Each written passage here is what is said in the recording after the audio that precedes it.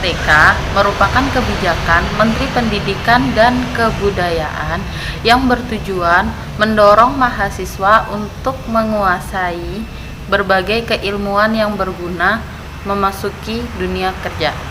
Kampus Merdeka memberikan kesempatan bagi mahasiswa untuk memilih mata kuliah yang akan mereka ambil.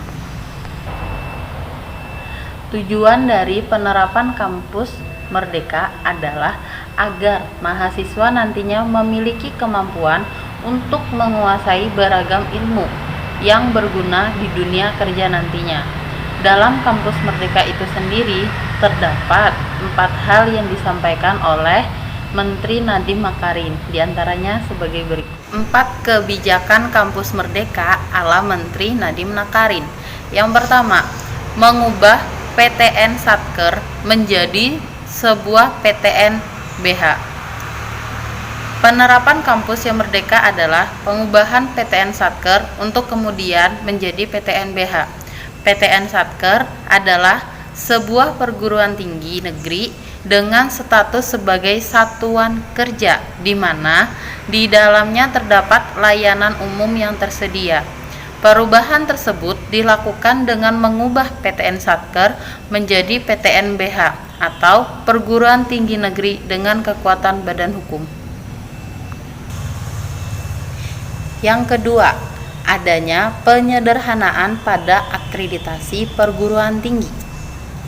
Kebijakan ini berkaitan dengan program reakreditasi yang pada dasarnya bersifat otomatis untuk semua peringkat dan juga bersifat sukarela bagi perguruan tinggi.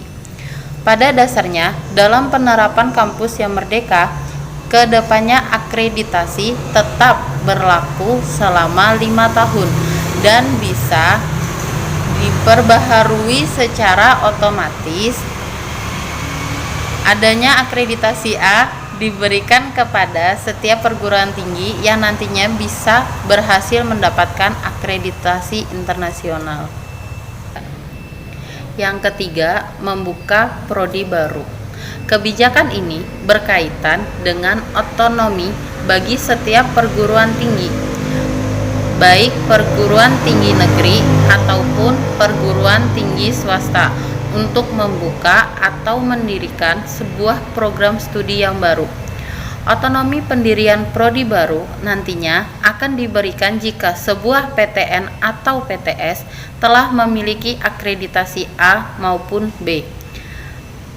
Menteri Nadiem melanjutkan bahwa hak otonom tersebut diberikan jika telah melakukan kerjasama dengan organisasi atau universitas yang masuk pada QS Top 100 World Universitas.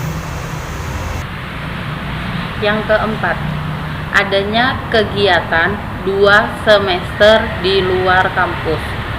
Adanya kebijakan untuk melakukan kegiatan selama 2 semester di luar kampus pada dasarnya menjadi sebuah bentuk kemerdekaan yang didapatkan oleh mahasiswa.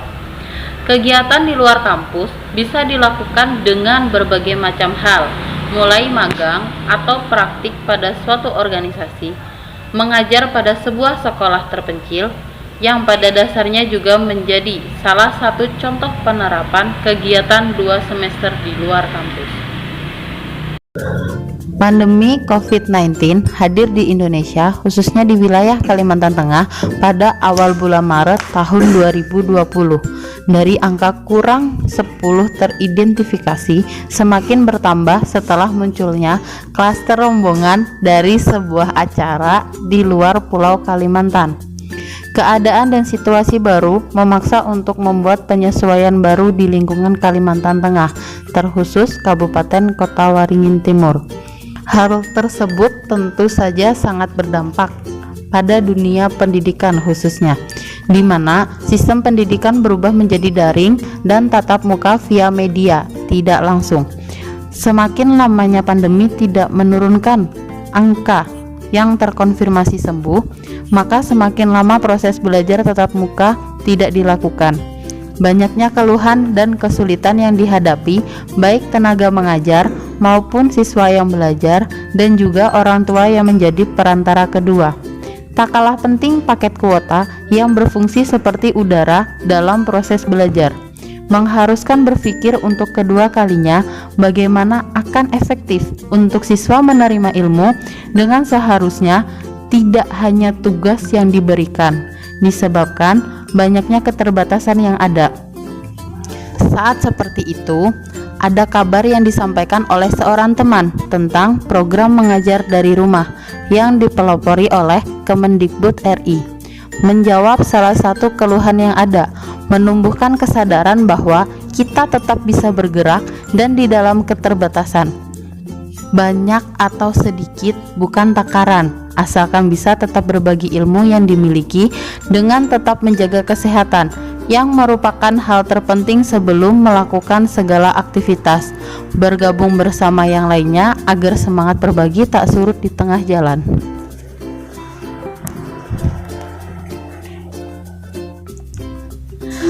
Sasaran siswa yang dibantu diantaranya adalah siswa Sekolah Dasar Negeri 6 Ketapang dan MTS PPKP Madrasah Sanawiyah Pondok Pesantren Karya Pembangunan Sampit yang berasal dari RT 29 RW 3 dan RT 30 RW 3 Kelurahan Mentawa Baru Ketapang, Kecamatan Ketapang, Kabupaten Kota Waringin Timur, Provinsi Kalimantan Tengah. Ulasan materi yang diajarkan diantaranya membaca tulisan sendiri, mengenali benda melalui gambar, belajar menyalin catatan dari buku paket, mengerjakan soal esai mata pelajaran PKN atau Pendidikan Kewarganegaraan, membaca bersama, mengeja tulisan, belajar sambil diskusi, menyalin catatan, mengerjakan tugas ilmu pengetahuan sosial, penyusunan cerita imajinasi, memahami bersama interaksi sosial, dan mempelajari perkembangan tubuh remaja. Metode pengajaran yang dilakukan yaitu tatap muka sambil diskusi dengan bercerita dan bertukar pendapat. Kondisi sebelum dan sesudah pengajaran diantaranya siswa yang awalnya bingung membaca tulisannya sendiri karena kecepatan mencatat mulai bisa membaca tulisannya sendiri. Siswa yang sering menggunakan bahasa daerah menyebutkan nama benda mulai menggunakan bahasa Indonesia untuk penyebutan nama benda. Siswa yang tidak telaten merangkum atau menyalin catatan mulai rajin menyalin catatan dengan poin penting sambil dibawa bercerita. Siswa yang rajin menumpuk PR mulai menyicil tugas sebelum batas pengumpulan.